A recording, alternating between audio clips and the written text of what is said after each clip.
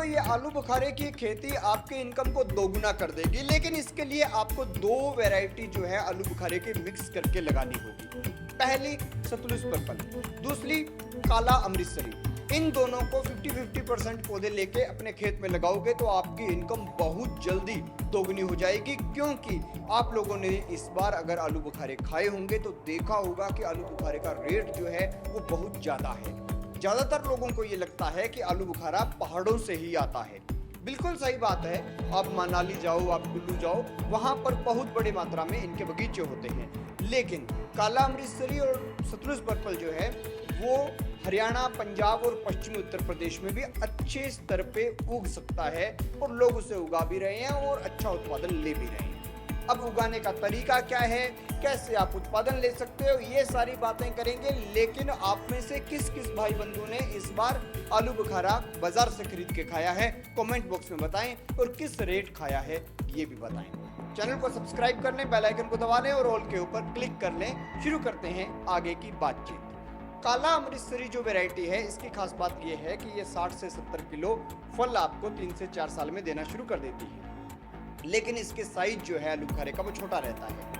Sutlej purple का जो size है वो बड़ा रहता है और ये 35 से 40 किलो उत्पादन आपको एक पौधे से मिलता है। लेकिन जब हम इन दोनों पौधों की वैरायटी को मिक्स करके लगाते हैं तो एक दूसरे के पोलन इधर उधर जाते हैं, तो इससे उत्पादन भी ज़्यादा मिलता है और आलू बुखारे का साइज भी अच्छा हो जाता है, जिसका बाजार में हमें दाम बहुत अच्छा मिलता है।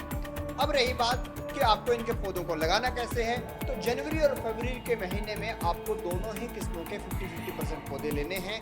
पंजाब और हरियाणा की आम खास नर्सरी के अंदर ये दोनों ही किस्मों के आलू बुखारे जो है आपको मिल जाएंगे और उसके बाद इनको आपको 6-6 मीटर की दूरी पे लगा देने हैं। जनवरी और फरवरी के अंदर इनको लगाएंगे, उसके बाद रेगुलर सर्दी के अंदर कम पानी और गर्मी के अंदर रेगुलर खुला फ्लड इरिगेशन टाइप, जैसे आप कई लोग तो ड्रिप सिस्टम लगाते हैं, लेकिन अगर आपके पास पानी अच्छा है, अच्छी मात्रा में है, तो फ्लड इरिगेशन टाइप नालियां बना के उनके अंदर आप पानी जो है डालिए और ये पौधा बहुत जल्दी ग्रोथ भी करेगा और आपको बहुत अच्छा उत्पादन भी देगा।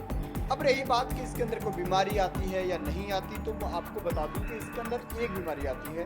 वो आती है कि इसके अंदर गोंद आने लग जाता है पौधे के अंदर। जहाँ से गोंद निकलता है वहाँ से छाल जो है वो खराब होने लगती है। तो ऐसे में आप लोग उसके ऊपर कॉपर सल्फेट प्लस चूना जो है इसको मिला के पेस्ट को लगा दीजिए, कोई दिक्कत नहीं आएगी। ज़्यादा दिक्कत आए तो आप एक काम कर सकते हैं, कॉपर ऑक्सीक्लोराइड 1 ग्राम 1 लीटर पानी में डाल के उसकी स्प्रे कर दीजिए।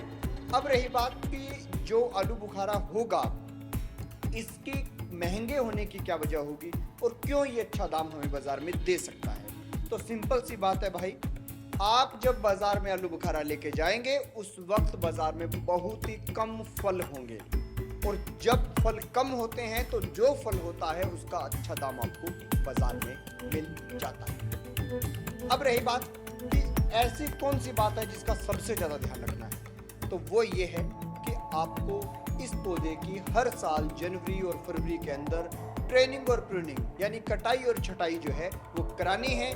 एक जो टहनी है, जब 1.5 फीट का पौधा हो गया तो इस तरीके से टहनियाँ निकलेंगे, उनमें से 4 टहनियों को ऐसे काट लेना है और उसको गोल कर लेना है पौधे को। वो कटाई छटाई वाले आपको कर देंगे और उसके बाद उसी इस तरीके से बढ़ने देना है, यानी डायरेक्ट 1.5 फीट से ऊपर नहीं बढ़ने देना। 1.5 फीट के बाद उसे जो अलग अलग टहनियों में या अलग अलग ब्रांचेस में कन्वर्ट कर लेना है।